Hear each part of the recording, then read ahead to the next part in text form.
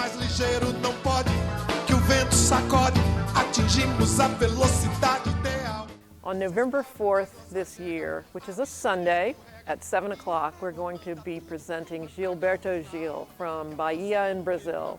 Gil is a musical ambassador for the country. In fact, a lot of people credit him with letting people know that there is much more to Brazil than they ordinarily think, and that the Brazilian culture gets spread around the world. In fact, he even was their Minister of Culture for a time. He has a very interesting background with some other Brazilian artists early in his career. He started a musical movement called Tropicalismo, and that movement was actually politically motivated. So he's always been very conscientious about class differences, social inequality, etc. And actually, he and his colleagues were persecuted for starting that art form, starting that music genre that went against basically the government of the time. But he has prevailed. He had a very big splash at the Montreux Festival in Switzerland in the 70s, and that he was always big in Brazil, but that catapulted him onto the international scene.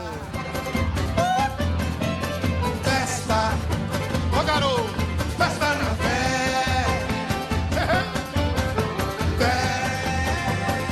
Amazing artist who's traversed quite a few genres.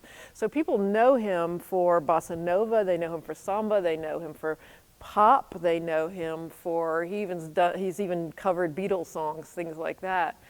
But he also started a kind of music that's come to be known as baio, which reflects the northeastern section of Brazil. Where he comes from in Brazil, Bahia, Salvador, is where the enslaved peoples landed when they were brought from Africa. And the culture of Bahia, the part of the Brazil that he's from, is an amazing, vibrant culture reflective of so many cultures, all the cultures that are present in Brazil. But the African influence is very clear, and he's always been true to that African influence.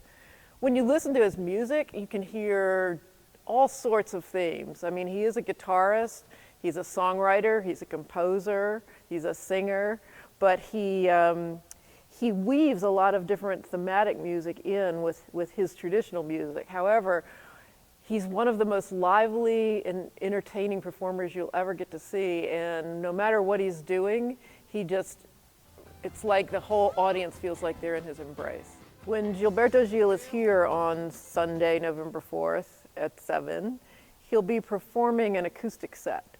And so he will be playing not only some of his current music, but some of his older music as well.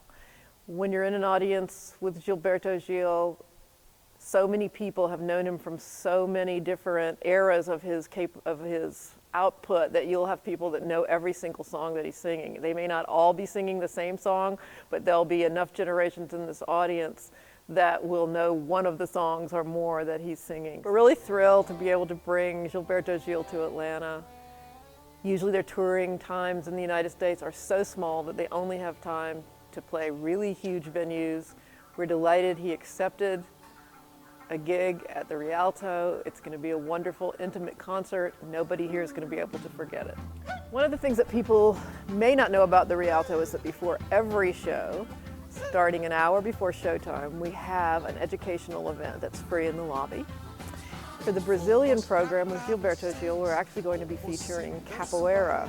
Capoeira is a form of martial arts that came out of the Africans. It was developed by the Africans who were, against their will, deposited on the shores of Brazil. And it's almost like a dance, and it masqueraded as a dance, but it was actually a form of martial arts. It's very disciplined.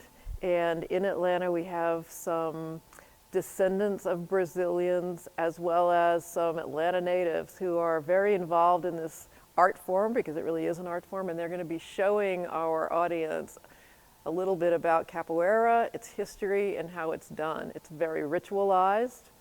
In fact, it almost seems like a special ceremony when you're preparing to start the capoeira moves, but it takes a huge amount of skill.